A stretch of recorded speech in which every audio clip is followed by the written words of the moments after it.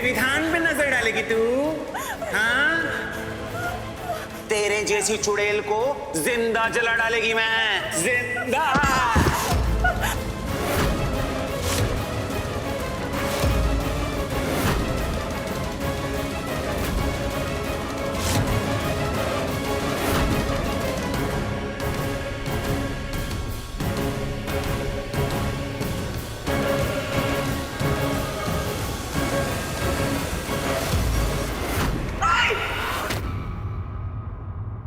दीदी, दीदी क्या हो गया? दीदी, आपने कोई बुरा सपना देखा क्या?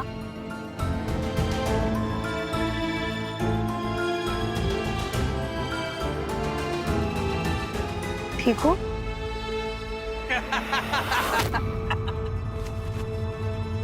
दीदी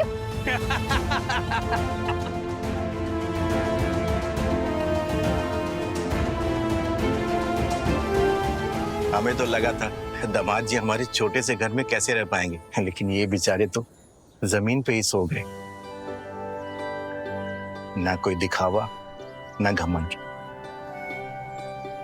हमें तो लगता है दामाद के रूप में हमारे घर में भगवान आ गए हैं।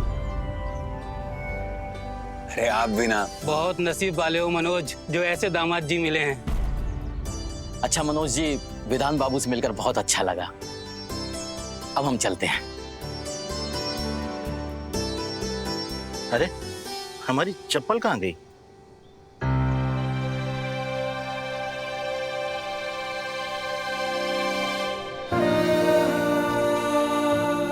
लाई। अरे दामाद जी, बेटा ये क्या कर रहे हो? कुछ भी तो नहीं, एक बेटा अपने पिता के पाँव में चप्पल पहना रहा है बस।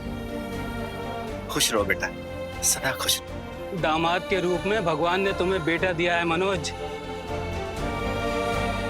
भगवान तुम्हें खुश रखे। चलते मनोज। सच में दीदी, भगवान जी ने ना आपकी किस्मत खुद अपने हाथों से लिखी है, तभी आपको विधान जी जो मिला है। मैं ना आपके लिए बहुत ज्यादा खुश हूँ।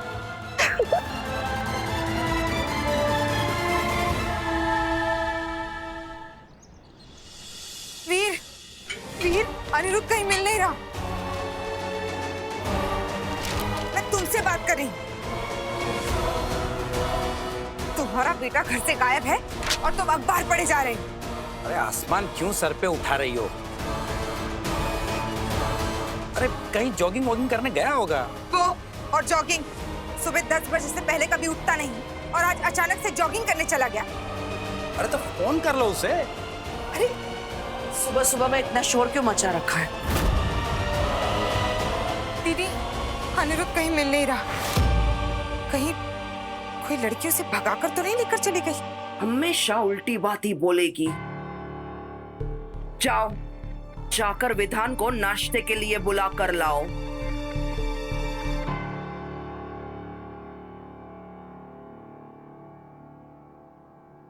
सरोज, सारा काम हो गया और सामान मैंने टेम्पो में लोड करवा दिया। ठीक है भाई साहब, विधान जब विधि को लेने जाए तो ये सब भी भिजवा देना। दीदी, दीदी, विधान कहीं मिल नहीं रहा। क्या? हाँ,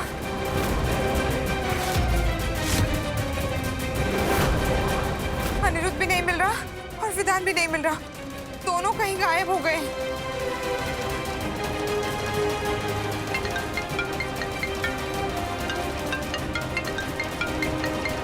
माँ का फोन।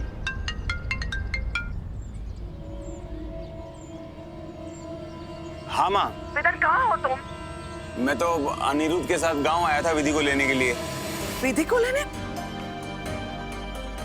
कब गए तुम दोनों? हम तो अरे मौसी, एक्चुअली हम ना सुबह सुबह ही आ गए थे। अभी आफ्टरनून में हमें ट्रैफिक मिलता ना, इसलिए हमें सुबह आना पड़ा।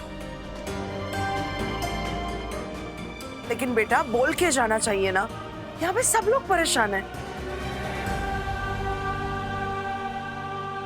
मुझे विधि के घर कुछ सामान भिजवाना था। चलो कोई बात नहीं, मैं भिजवा देती हूँ।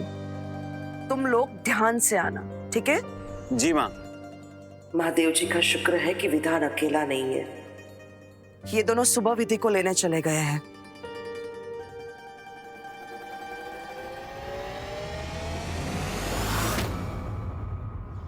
एक बात बता, तूने झूठ क्यों बोला? तुझे पता है ना मैं माँ से झूठ नहीं बोलता हूँ। भैया आपने कहा झूठ बोला? झूठ तो मैंने बोला भैया। पाप के भागीदार आप थोड़ी हो, पाप का भागीदार तो मैं हूँ ना।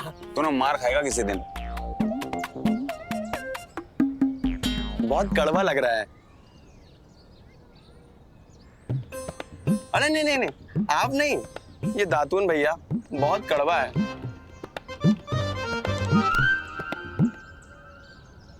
अनिरुद्ध जी, आपको भूख लग रही है? नहीं तो फिर आप ये दातून खा क्यों रहे?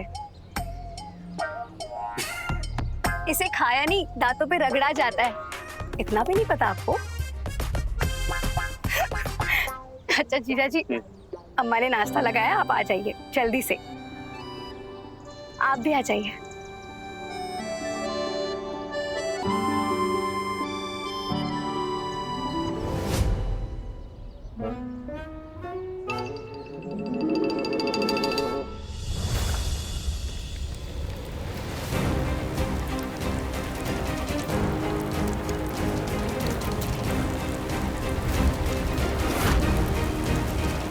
कुछ पूरियां ना हमने रास्ते के लिए बना दी है। भूख लगी तो खा लेना। विधान मेरा दीदी, तुमने अपना सारा सामान रख लिया ना बेटा? जो भी मेरे विधान के पास आएगा ना, उसको मैं कच्चा चबा जाएगी। डर गई क्या तू? आजा, विधान से मिलवाती हूँ तुझे। अम्मा, हमें कुछ बताना था आपको। बोलो बेटा। हमें उस घर में वापस नहीं जाना।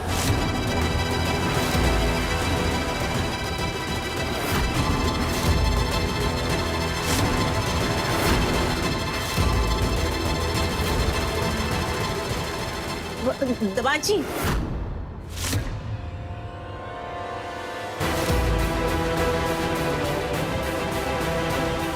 हमें उस घर में वापस नहीं जाना। वापस नहीं जाना।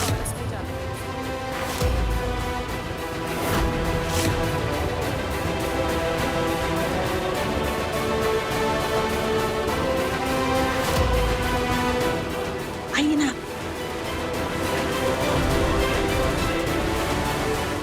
आपको कुछ चाहिए था?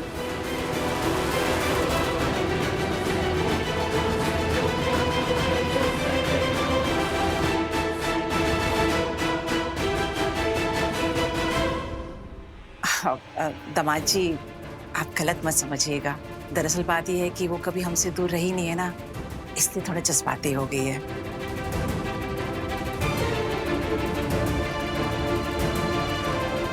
अरे किसी का भी दिल एक दिन में नहीं लगता है बेटा। आहिस्ता आहिस्ता तुम्हें उस घर की आदत पड़ जाएगी। शहर में कभी रही नहीं है, इतना बड़ा घर, इतने सारे लोगों को देखकर शायद डर गई होगी वो। हम समझाते हैं उसे।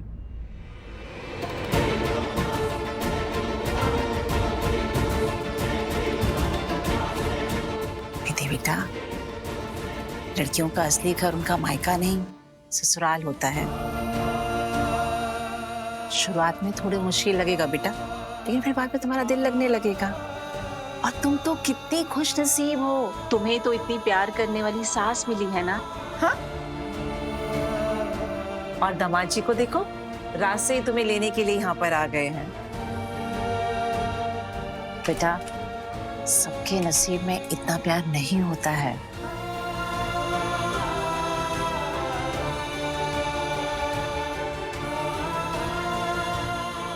कुसुम जी, दामाद जी को जाना भी है, नाश्ता लगा दो।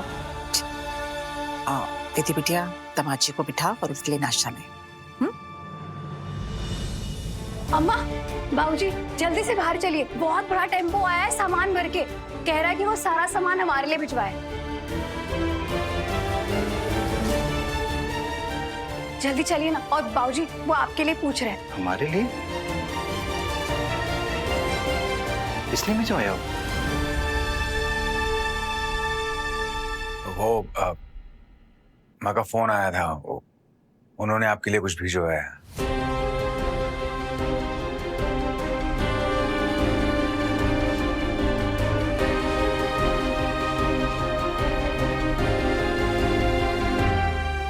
चलिए अम्मा।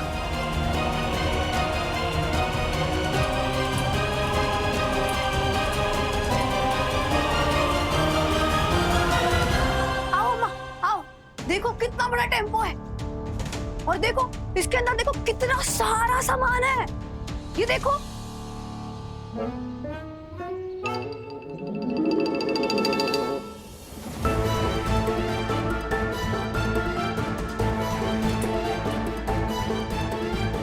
आप मनोजिया, ये सारा सामान सरोजी ने आपके लिए भेजा है। थोड़ा रुकिए।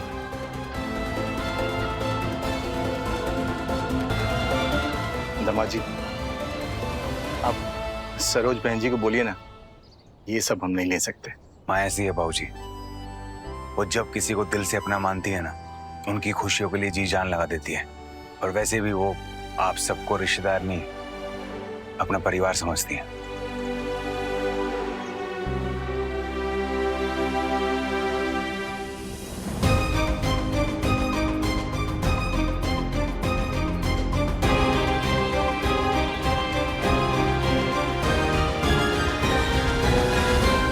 विधि भाभी, इसीलिए तो हम कहते हैं सरोज मौसी दुनिया की सबसे खास सास हैं।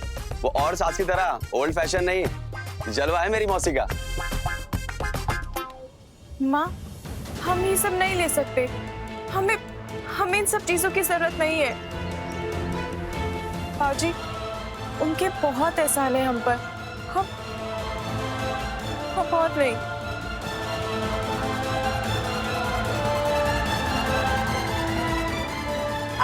आप प्लीज ये सारा सामान वापस ले जाइए। एक मिनट विधि,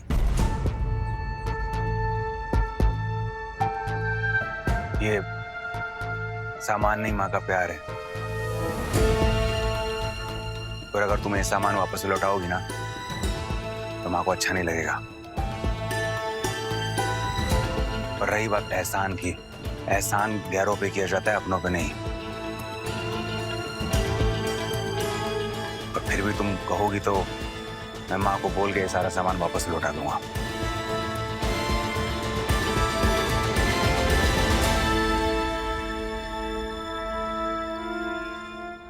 सुनिए, आपने दामाद जी, आप बुरा मत मानिएगा, लेकिन सच में ये सामान बहुत ज्यादा है। लेकिन हम सरोज जी का दिल भी नहीं दुखाना चाहते। उन्होंने इतने दिल से भेजा है, तो हमें उनका प्यार का मान समझकर रख लेना चाहिए। भैया जी, ये सारा सामान अंदर कमरे में रखवा दीजिए। पर हम चुप करो, रिश्तेदारी में ये सब करना पड़ता है। दामाद जी, चलिए ना, अंदर चलिए, सब बैठ के नाश्ता करते हैं। आओ बेटा, आओ।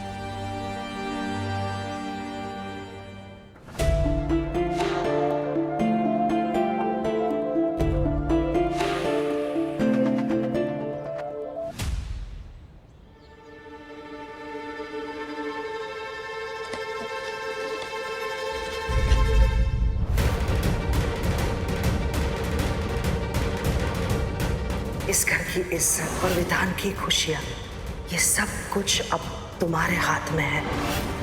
बहू वो तराजू है, वो दोनों घर के राज को हमेशा अपने दिल में समा के रखती है। तुम्हारे माँ बाबूजी निधि की बीमारी को लेके बहुत परेशान है, और मैं नहीं चाहती हूँ कि हमारी वजह से उनको कोई तकलीफ हो। माँ, अब हम आपको कैसे बताएं कि हम किस तूफान में फंसे हैं। हाँ, जाने दो अनिरुद्ध को। उसकी दोनों टांगे तोड़कर उसके हाथ में न दे दी ना, तो मेरा भी नाम चतुर चित्रा नहीं। अरे भाई, क्यों तोड़ोगी टांगे उसकी? बड़े भाई के साथ ही तो गया है। तुम ना जानते नहीं हो तुम्हारे लड़के को, बिल्कुल तुम पर गया है। हाँ। एक नंबर का दिल फेंक। वो वहां विधान के साथ नहीं, बल्कि विधि की बहन के साथ चोंच लड़ाने गया है। मैंने देखा था ना उसे शादी में। वो लड़की मेरे अनिरुद्ध को अपने पीछे पीछे लट्टू बनाकर घुमा रही थी, और ये अनिरुद्ध वो भी उसके पीछे पीछे पीछे पीछे कर रहा था। मैं अच्छे से जानती हूँ गांव की लड़कियों। अरे भाई, ऐसा कुछ नहीं है, तुम ज्यादा मत सोचो। हाँ, क्योंकि तुम सोचते कहाँ हो। आज दीदी ने टेम्पो भरकर सामान उनके घर भेज दिया। और अब वो विधि की बहन सोच रही होगी कि वाह, अमीर घर का लड़का हाथ लगा है, जिंदगी सेट है। अब कौन है वो अमीर घर का लड़का? मेरा भोला अनिरुद्ध। हाँ, बिल्कुल तुम्हारी तरह बोला है वो। नहीं, मैं ये कह रहा हूँ कि देखो, तुम्हारे गर्म दिमाग को ठंडा करने के लिए एक अभी अभी ताजा ताजा शेर लिखा है मैंने, कहो तो अर्ज करूं। अगर शेर का एक भी शब्द तुमने सुना है ना, तो मैं यहाँ खड़े खड़े शेर नहीं बन जाऊंगी और तुम्हें कच्चा चबा जाऊंगी। मैं बिल्कुल चुप रहता हूँ। चुप, देखो चुप। आज आने दो अनिरुद्ध को, आज उसकी खैर नहीं।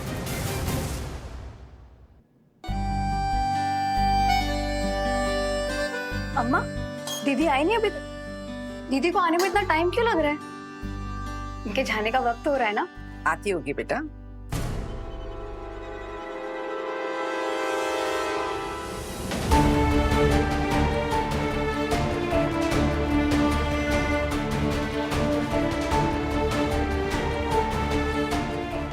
विधि बेटा, तुमने सारा सामान रख लिया है ना? ये देखो, तुम्हारे लिए लड्डू बनाए हैं हमने।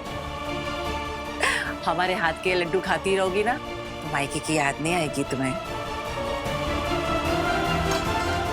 अम्मा,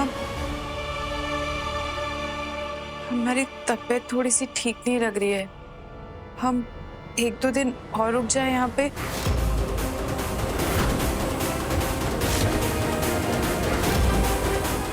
प्लीज।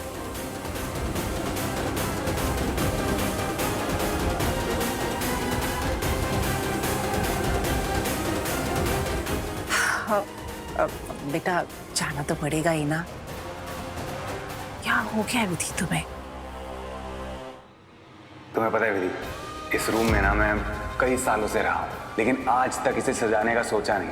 लेकिन मैं अब ये चाहता हूं, जब तुम वापस आओ ना, इसे अपने रंग, अपने अंदाज से सजाओ। अच्छा ठीक है, तुम ना अपना चेहरा दिखा दो एक बार, ताकि मैं रात को चैन से सो पाऊं। मैं तुम्हारा इंतजार करूंगा। आई लव यू विधि। हमें उस घर में वापस नहीं जाना। कोई जबरदस्ती नहीं है वैसे।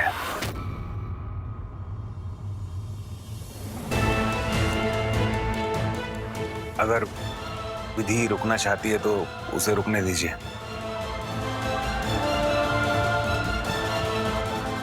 जब तबीयत ठीक हो जाएगी तब भेज दीजिएगा।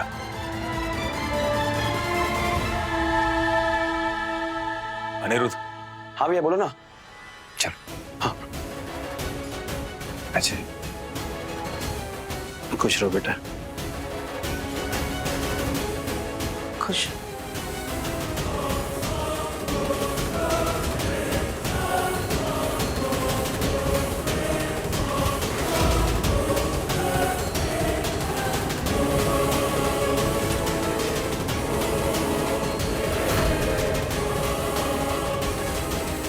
ओहो दीदी, कर दिया ना जीजा जी को नाराज।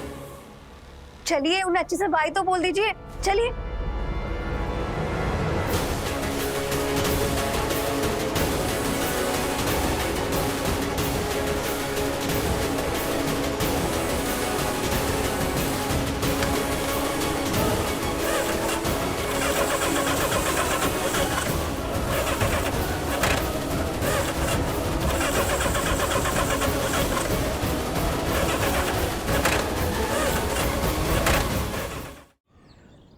क्या है?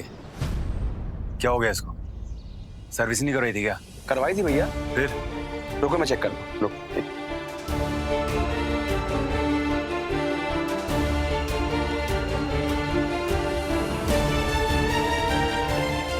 ओ भैया, मैटर हो गया। क्या? ये पूरा प्लग फूक गया है। अब क्या, तो मैकेनिक से ही ठीक होगा? मैकेनिक तो यहाँ पास ही है, हम बुलवा लेते हैं। अरे अंकल, आप टेंशन मत लीजिए, ये बाइक यहाँ के मैकेनिक से ठीक नहीं होगी। मैं शहर से मैकेनिक बुलवाता हूँ। ठीक है बेटा, मैकेनिक को आने में तो टाइम लगेगा ना? हम कह रहे थे कि आप बाइक ठीक करवा के कल आराम से चले जाइएगा।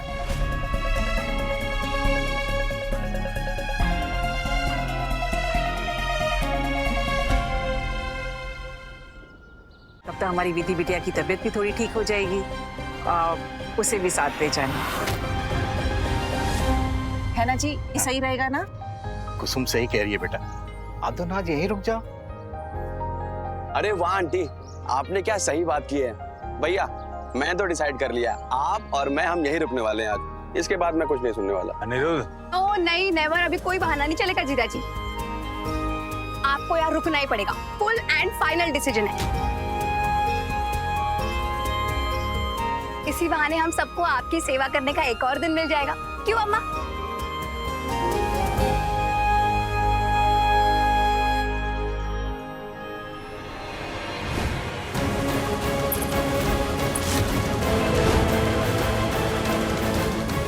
मेरे विधान पे नजर डालेगी तू?